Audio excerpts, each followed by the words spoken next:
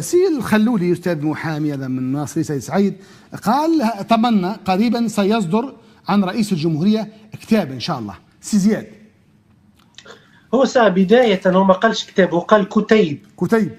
هذه الأولى، معناها ننتظروا كما يعني كتيب على غرار ما كتبه القذافي، يعني الكتاب الأخضر، لأنه ما قالش كتاب، قال كتيب. هذه رقم واحد. رقم اثنين، أعتقد أنه فترة قيس سعيد لا تستحق كتيب، وإنما هو ظلم الراجل، كان المفروض مجلدات، يعني خاطر أول حاجة باش تحير شنو العنوان اللي باش تحطه، لأنه قيس سعيد الكوارث اللي عملها اقتصاديا وسياسيا واجتماعيا ما خلاش حجرة فوق حجرة يعني في البلاد. أنت شنو باش تعمل؟ شنو العنوان اللي باش تعمله؟ اذا كان هو ما هم قاعدين تو في شنو قاعدين يروجوا تو حاليا انه الخمسه سنوات اللي تعدات من الفشل هذيك علقها قيس سعيد على العشريه اللي قبله. قال لك انا خاطيني مع العلم تو نحن عندنا 12 سنه حكم من الثوره، عندك 5 سنين حكم فردي لقيس سعيد، 5 سنين هزهم قيس سعيد وحده لا شريك له.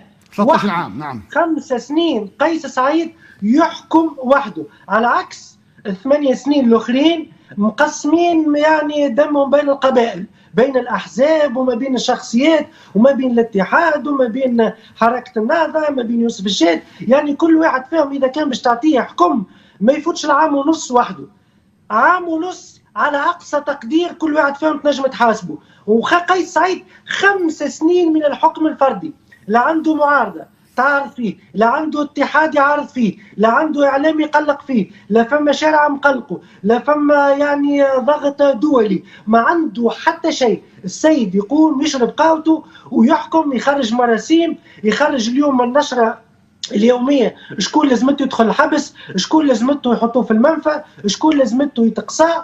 ومع هذا قيس سعيد رافض انه على الاقل تكون عنده الشجاعه الادبيه ويقول انا عملت. لا اكثر من هذا، قاعد يمسح في الفشل نتاعو، اخرها في وزاره الداخليه ويقول انا رانيش انا قاعد نمنع، راني مانيش انا قاعد نحكم. هو قاعد يقول لنا اللي هو راهو طرطور في قصر قرطاج، انما فما ناس اخرى قاعده تحكم في بلاصته، وهو سائل لنفسه تقصد يتحكم في المشهد سي زياد. نعم نحاول ان نبعد عن المصطلحات. تقصد انه هو قال يا يهديك الله باش تكذب الراجل، هو قال لك انا ما نحكمش. شنو تحب تريد يحكم بالسيف؟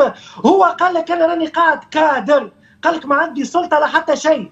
هو قال باش تكذبوا. سيد قال لك انا قاعد في القصر ما في بالي بحتى شيء، وزاره الداخليه هي اللي تحكم في المطار وانا ما نحكم في حتى شيء، وقال لك الاتحاد والمعارضه هي اللي تحكم في المحتكرين، هي اللي تحكم في الاقتصاد. هو قال، انا قلت هو قال لك هو ما يحكم في حتى شيء، قال لك انا راني طرطور في قصر قرطاج. انا قلت الكلام هذا، هو حرفيا قال لك انا ما نحكم في حتى شيء. نعم ما يحكم في حتى شيء، هذا ما قصدته. لا نحكم لا في الضوء، لا نحكم لا في الامن، لا يحكم في وزاره الداخليه، لا يحكم في الدفاع، لا يحكم في الاقتصاد.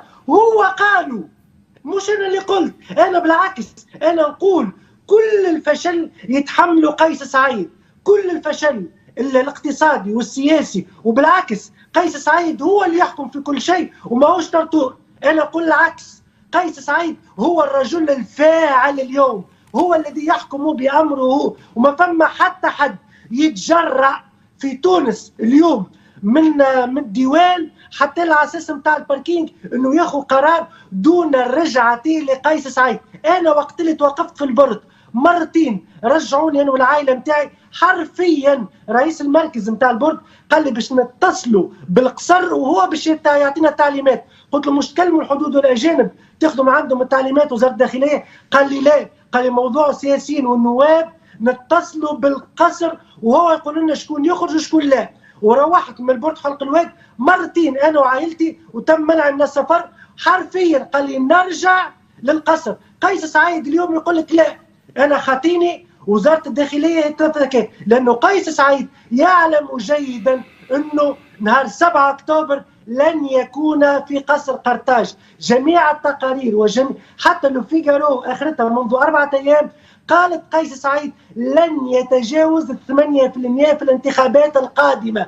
قيس سعيد يعرف، وزاره الداخليه تعرف، والشعب يعرف، وعاد كشبيل تعرف، والكلها تعرف انه قيس سعيد ما عنده حتى فرصه في ربح الانتخابات هذه، وهذا يفسر الحالة الهستيريا اللي دخل فيها قيس سعيد مؤخرا. وهو توش قاعد يقول ماكم انتم تحبوا اجبرتوا على الانتخابات وبالسيف لازمتني نعمل انتخابات وما نجمش يدلسها، خاطر لو كان جاي نجم يدلسها راهو دلس الاستفتاء ودلس الانتخابات البلديه والبرلمانيه. نعم. اللي خرجت فضيحه اللي هو يعني الارقام خرجت 8%، لكن بعد كارتر كذب وقال راهي 2.2% لم تتجاوزها، لكن برا نقولوا 8%. مع العلم لاول مره في تاريخ تونس يكون عندنا النواب يوصلوا البرلمان بصفر اصوات. عندنا قرابه السبعه نواب دخلوا للبرلمان المخصي هذا نتاع قيس سعيد بصفر اصوات. علاش؟ لانه مترشحوا وحدهم في الدوائر نتاعهم وسكنت لي قلب بحكم انه ما عندهمش منافس يتعداهم مباشره. نعم. ويحلوا في فمهم ويحكيوا على برلمان الشعب ويطالبوا بقتل النواب ويطالبوا بقتل النواب المحبوسين في البرلمان، ولا تتحرك النيابه ولا تتحرك الصحافه ولا يتحرك قيس عادي، لانه هو يقول فمي النائب هذا يدعو الى قتل المعارضين، فحاجه عاديه تتعدى. لا اعلام يتكلم، لا نقابات تتكلم، لا نيابه عموميه تتحرك، لا قيس سعيد يقول مثلا والله بالحشمه كيفاش فما نايب في برلمان مخصي يخرج يطالب بقتل النواب. سنعود على هذا استاذ زياد. اسمح لي، في انتظار جهوزيه، اسمح لي، نعم، في انتظار جهوزيه الفيديو سأعود لك كلمه ان شاء الله. فقط انت ذكرت كل هذا ونسيت ان تذكر انه في الثلاثيه الرابعه 2023 الثلاثيه الاولى 2024 متعهم رئيس مجلس النواب بمنحه خصوصيه كل شهر 1,000,000. هذا باش يعلم التوانسه.